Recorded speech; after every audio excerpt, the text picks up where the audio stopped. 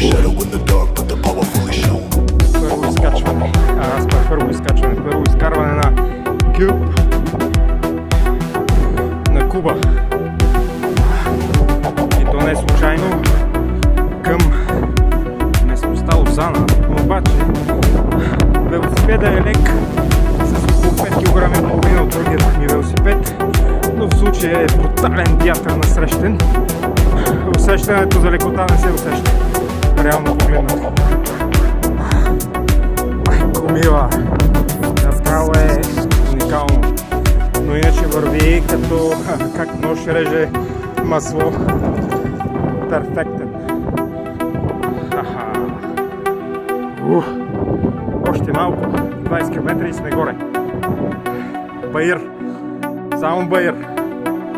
Тия колездачи от време на време карат догоре. Ева, свалям им шапка. Как им издържат тия батерии на тия акумулаторни велосипеди, не знам.